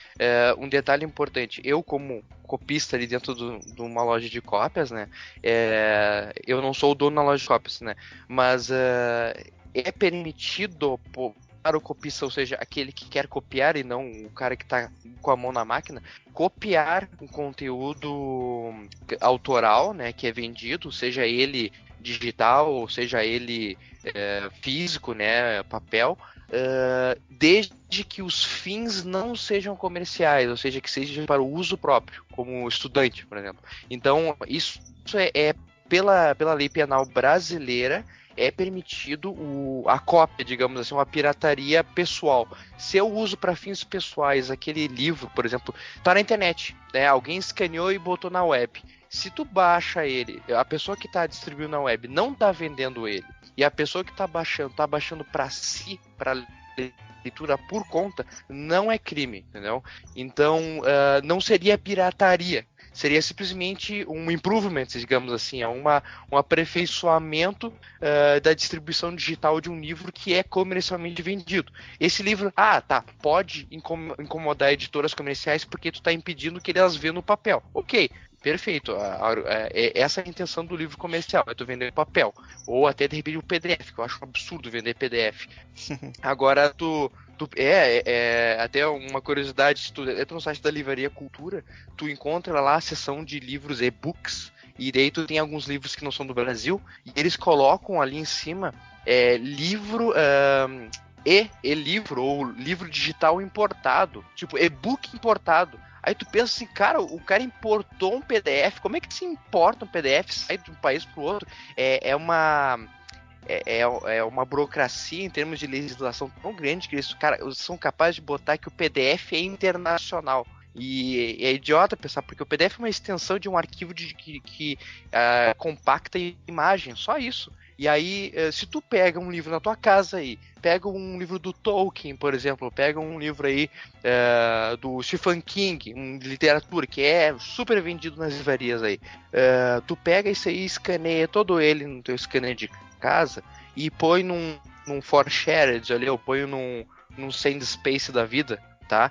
E joga o link na web público. Tu pode, as políticas autorais, digamos, hoje de editoras, podem até dar kill nele, pode até eliminar esse link, mas tu não pode ser preso ou condenado por ele, porque tu não tá vendendo esse conteúdo, tu tá distribuindo ele, e outras pessoas que quiserem pegar esse conteúdo para si e só para ler, não vão ser condenados, porque elas estão fazendo para uso próprio, sempre para uso próprio.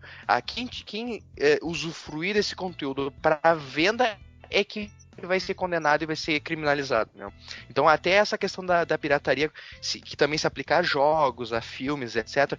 Existe um controle e uma intenção do governo, em função do comércio deles e do dinheiro, da politicagem que tem, de tentar abater esses caras, mas em nenhuma instância esses caras podem ser criminalizados. O P2P, o Pirate Bay, esses caras, eles são presos, só que eles não são responsáveis pelo conteúdo que está ali dentro. Eles criam uma plataforma de compartilhamento de arquivos, por exemplo, mas esses arquivos não estão com eles, estão com as pessoas que nas suas casas que estão disponibilizando. E esse arquivo não está sendo vendido, não existe um problema comercial aí no meio, nada está sendo, digamos, roubado. Ele está sendo compartilhado livremente. Então, até essa questão da pirataria é complicada, entendeu? Porque o que dizem que é pirataria, na verdade, não é pirataria, é um compartilhamento, assim como tu pega o teu livro e empresta pro teu vizinho, ou empresta para um familiar. Isso é pirataria?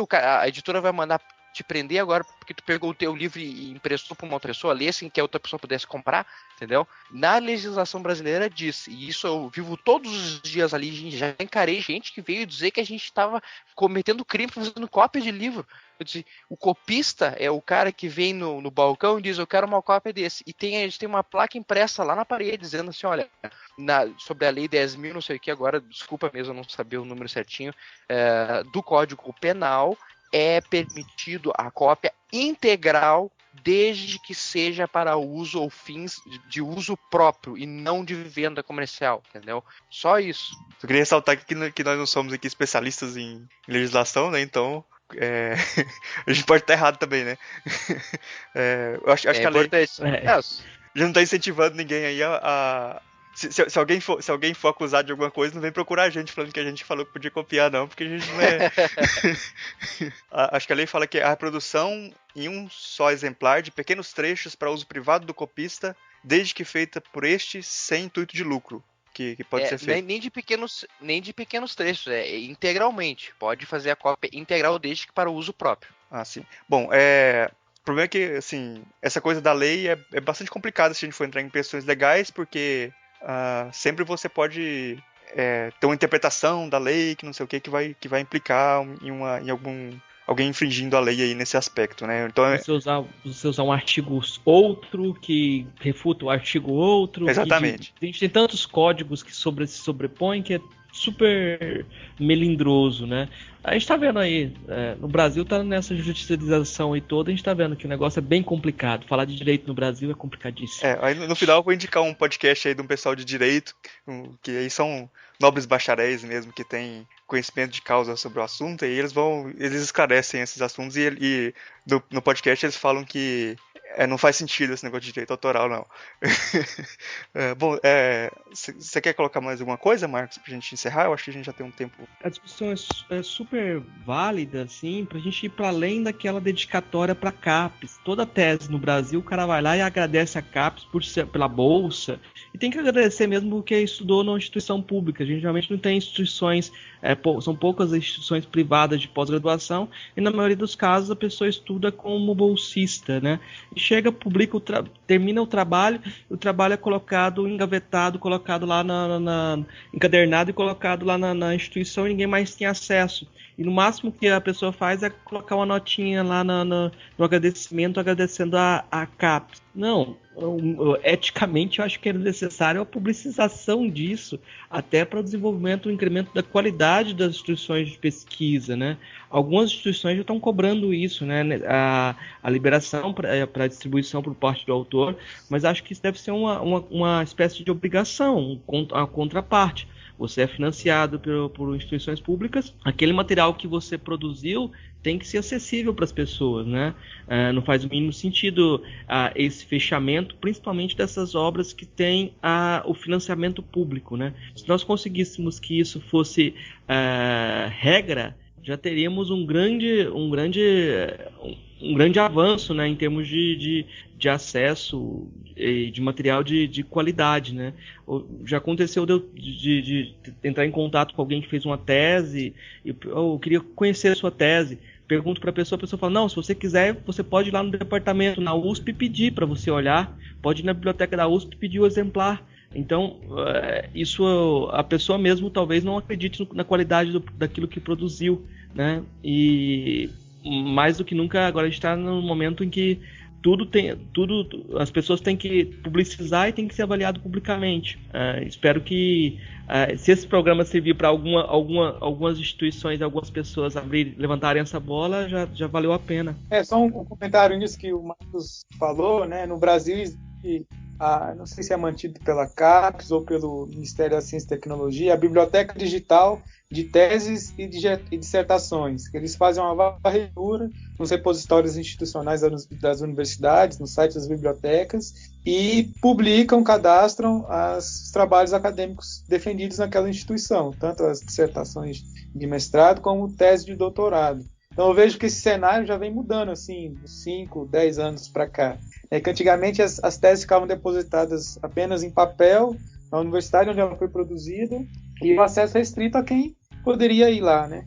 Hoje em dia, pelo menos as teses mais recentes, né, eu acredito que a maioria estão publicadas ou nos repositórios da biblioteca da universidade onde ela foi escrita ou nesse banco de teses nacional da CAPES. E isso é muito bom, porque você às vezes está pesquisando um assunto e vê que uma determinada pessoa escreveu sobre aquilo numa tese. Você, com uma pesquisa rápida, consegue encontrar aquilo que já foi produzido sobre o que você está pesquisando. Então, acho que agora a gente já discorreu muito aqui sobre o assunto, acho que dava pra gente conversar muito mais, dá pra render muitas coisas para outros programas depois, até falar sobre o software mesmo em específico, então a gente pode ver em outros programas depois.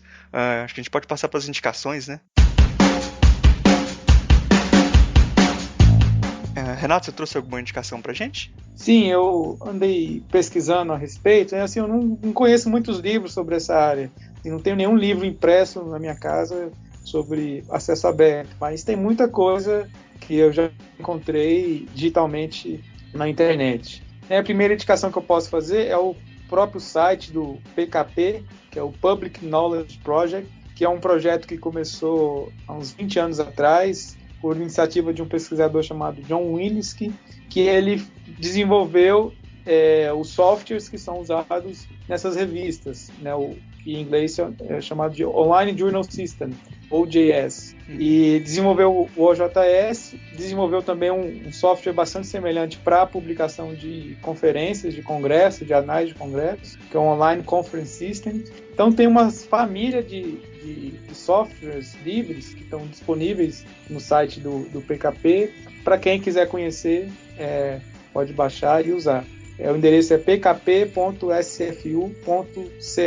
Ele está hospedado na St. Fraser University, no Canadá. E eles têm publicado, além de divulgar os softwares, né, eles têm publicação de notícias, de tem um blog sobre acesso aberto, sobre as últimas novidades na área.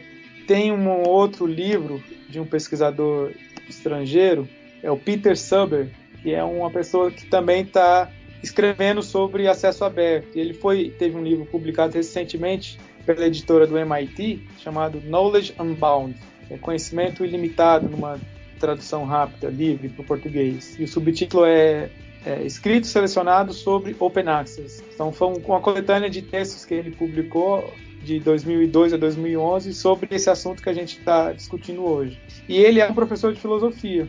Bacana. Não me lembro agora em qual instituição que ele está.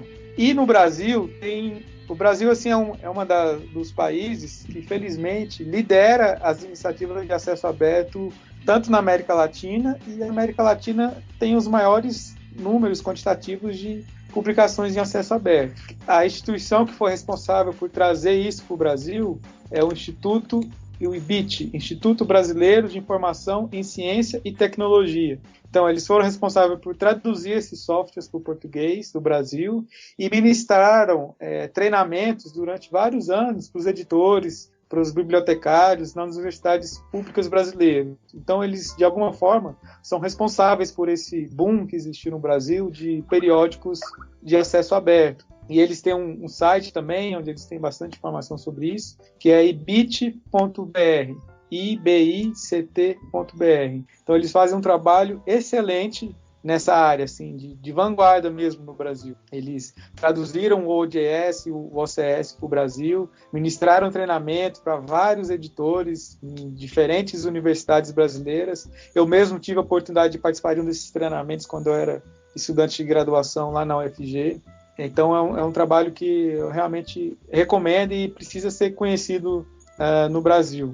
Aí eu acho que eu falei também de duas iniciativas de publicação e acesso aberto na filosofia, que a primeira é na Universidade Federal de Santa Catarina, no NEFPO, que é o Núcleo de Ética e Filosofia Política, que eles têm realizado publicação de vários livros que têm se mostrado de qualidade. Assim, são obras que já são citadas, são conhecidas em diversos lugares do Brasil.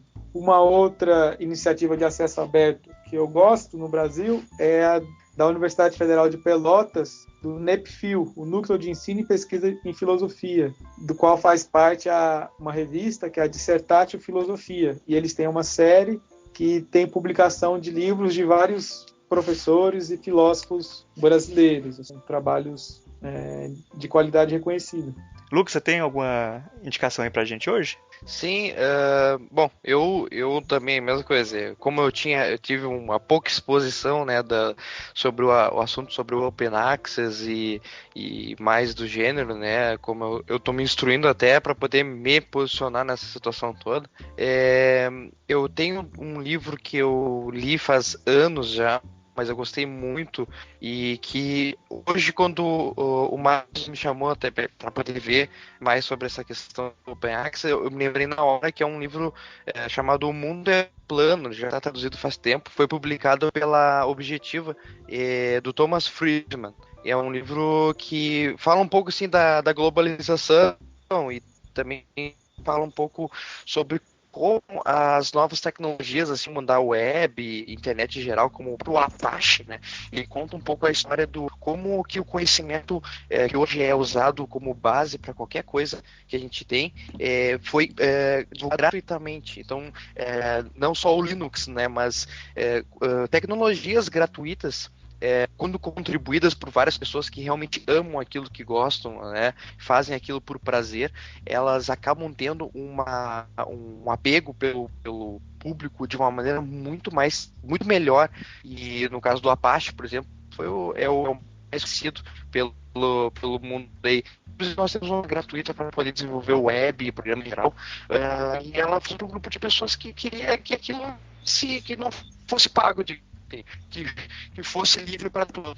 O Mundo é Plano, de Thomas Friedman. É um livro bem legal, conta um pouco dessa história de como é que as tecnologias e conhecimentos livres globalizaram e melhoraram o mundo, né? E em termos de literatura científica, assim, filosófica, acadêmica, eu recomendo o site da Phil Papers, que eu acho que o Marcos aí já conhece, já lidando muito tempo que eu na filosofia.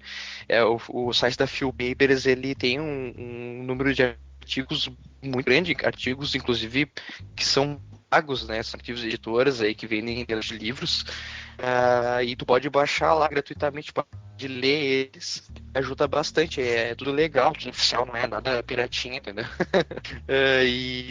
Marcos, você trouxe alguma coisa pra gente de indicação?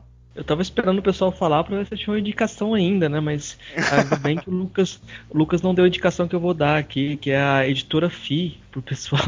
Ei! Eu vou indicar, eu acho que o pessoal pode explorar a editora FI, ver lá o material que está disponível e a possibilidade até de publicação, as séries que estão abertas. Tem muita coisa lá interessante para baixar, pesquisar, etc. E o livro que o Renato falou do Peter Suber, tem uma versão dele em espanhol, depois a gente coloca o link, né? E como o Peter Suber é um advogado e filósofo, eu acho que para quem quiser ter uma aproximação a partir da filosofia, ele é uma boa chave de acesso, né? Eu acho que como o nosso debate acabou se abrindo para a ideia de acesso livre no sentido amplo, eu acho que a pessoa podia, eu acho que algum documentário sobre o WikiLeaks, sobre o Assange também é uma boa dica. Tem vários documentários aí. Eu acho que convém dar uma olhada nessa ideia de acesso à informação no sentido amplo, né? É isso. Certo. Murilo, eu lembrei de mais uma indicação, que é o site culturaacademica.com.br, que é um selo editorial da editora da Unesp, que é uma editora de qualidade reconhecida no Brasil, tem publicações excelentes, que eles fizeram esse selo para publicar livros em PDF disponíveis gratuitamente. Não livros só em PDF, mas em outros formatos também, digitais, EPUB e tal. Então não tem um catálogo assim muito grande ainda, mas tem bastante coisa boa lá. Bacana, massa demais. Bom, eu como sempre aqui eu indico mais podcast, né? Eu vou indicar aqui o episódio 4 do podcast Salvo o Melhor Juízo, que é do Thiago Hansen, lá ele é formado em Direito, ele é professor de Direito também, e o episódio 4 é em parceria também com o Ankara lá do Visualmente, esse episódio, chama A Selfie da Macaca, Autoria e Direito Autoral. E lá eles discutem sobre a parte legal, assim, de direito autoral, e meio que chegou à conclusão de que não faz muito sentido você restringir esses direitos autorais hoje em dia. E também um outro episódio que eu quero indicar é o Anticast 233, Partido Pirata, Cyberativismo e Direitos Autorais. É o Anticast lá do Ivan Mizanzuki, que esse episódio ficou muito interessante também nessa questão assim, de direitos autorais, discutindo sobre o acesso, como é que funciona essa parte, até a parte mais do Partido Pirata, até que tinha um cara do Partido Pirata lá falando, foi bem interessante. Bom, a gente está chegando aqui no final do programa, eu queria agradecer muito aí o Renato e o Lucas por ceder esse tempo. Abrir espaço também agora para vocês falarem qualquer coisa aí que vocês quiserem divulgar, alguma coisa, qualquer coisa que vocês quiserem para finalizar, né? Inclusive divulgar trabalho, fazer algum jabá, qualquer coisa. Começando com o Lucas aí, o Lucas quiser fazer suas palavras finais aí no programa. Gente, vocês têm que publicar na editora Fienda.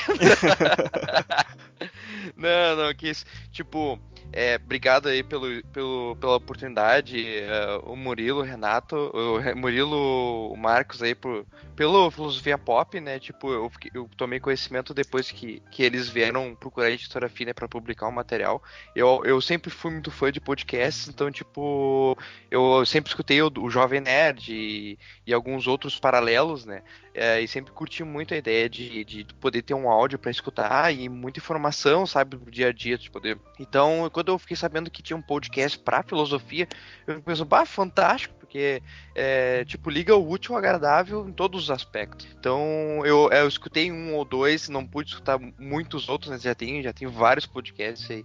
Agradecendo E também, ao mesmo tempo, falar pro pessoal, né, já que o Marcos falou ali do site da editora, eu tô sempre trabalhando para poder ter um espaço legal ali. Eu tô trabalhando agora em categorizações dos livros. Então, tipo, eu me preocupo muito. Não sei se alguém conhece a Steam, né, que é uma plataforma de jogos, por exemplo, que a gente tem hoje na web, muito boa, e tá sempre procurando. Eu vejo falhas neles, e eu revejo isso também nos livros, porque de alguma forma trabalhar com conteúdo web, trabalhar com tecnologia da informação e ao mesmo tempo com conteúdo de filosofia, que é uma coisa muito tradicional em papel, eu sinto medo que aqueles livros que foram publicados há 2 anos atrás se percam e nunca mais sejam vistos, entendeu?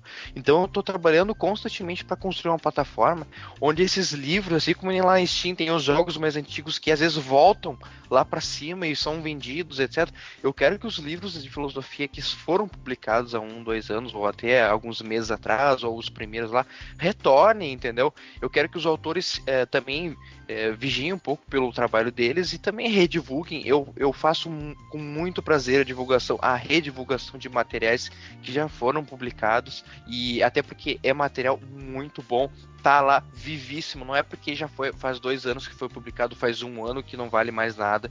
Tipo, abram ele e baixem com muito prazer, leiam com muito tesão, porque esses autores foram os meus colegas, foram os meus professores, foram gente que estava do meu lado. Eu via a pesquisa deles todos os dias, eu fazia cópia para eles poderem estudar os livros, literalmente, e eles estavam lá, realmente. Tu vê que eles gostam muito do que eles fazem. Todo mundo que tá ali na Editora FI, que publicou seu livro, não só quis pagar para ter o ISBN. Não, eles apostaram realmente no meu trabalho no começo, onde não tinha nada, e eles viram que eu queria realmente apresentar o material deles bonito, legal, assim, para que as outras pessoas pudessem ler. Então eu acho que as pessoas, eu tô sempre, sabe, vendo as pessoas lendo e agradecendo lá na página do Facebook, né, onde tem as curtidinhas e tal.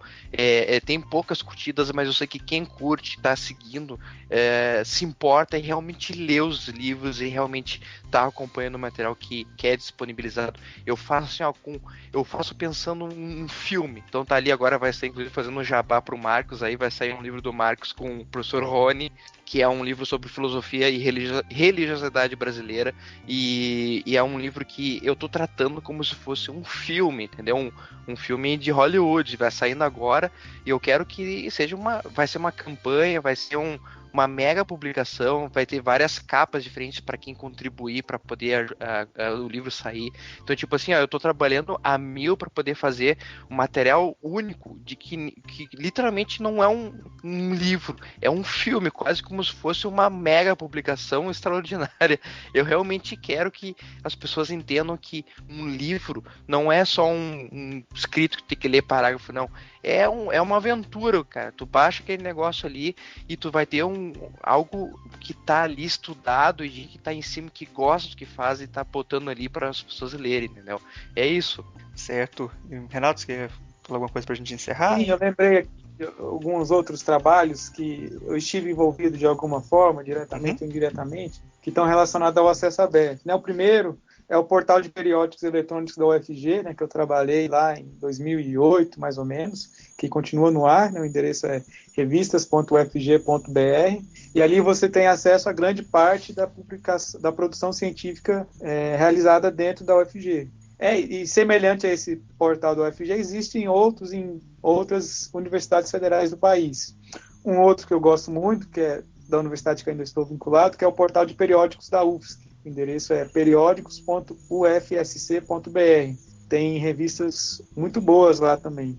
Uma outra iniciativa que eu quero destacar é o Sistema Online de Apoio a Congressos do CBCE, que é uma página de publicação de anais de congressos dessa entidade científica, que é o Colégio Brasileiro de Ciências do Esporte. Eles vêm investindo também em acesso aberto desde 2007, 2008, quando tiveram esse portal lançado, e hoje todos os congressos, seja o Congresso Nacional de Ciência do Esporte, o CONBRAS, como os congressos regionais, têm utilizado o SOAC como meio de seleção dos trabalhos e de publicação desses trabalhos apresentados no Congresso. Então, você tem acesso a grande parte da produção científica da área de ciências do esporte, educação física no Brasil, por meio desse site, que o endereço é congressos.cbce.org.br. Essa mesma entidade científica, o CBCE, também tem uma revista, que é a RBCE Online, que também é vinculada com acesso aberto,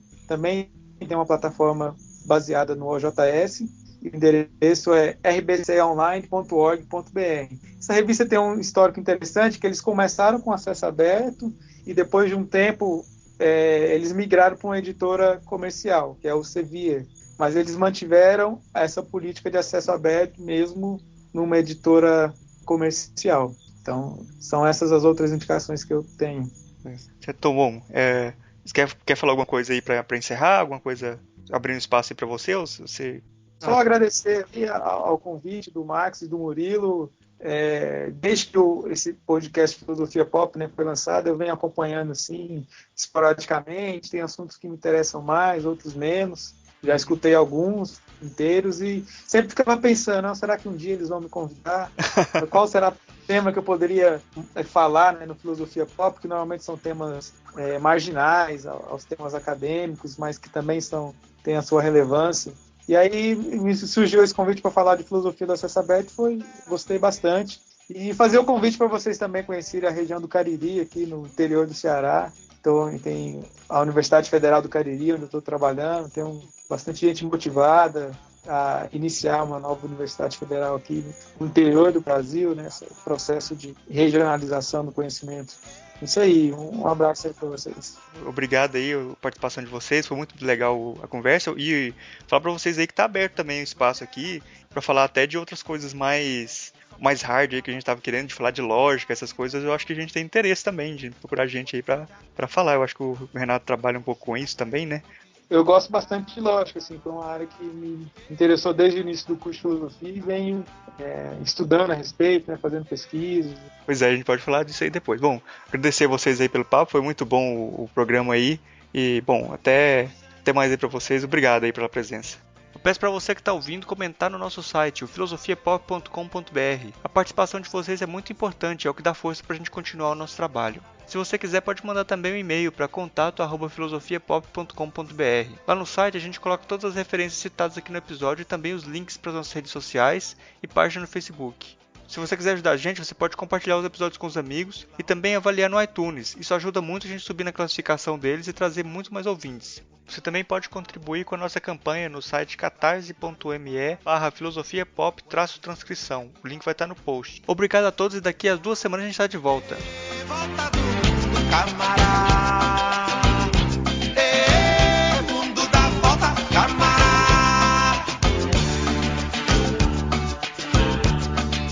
Esse tempo nunca passa, não é de ontem nem de hoje, bora no som da cabaça, nem tá preso nem foge, num instante que tange o rival, meu camará, e volta do mundo, camará.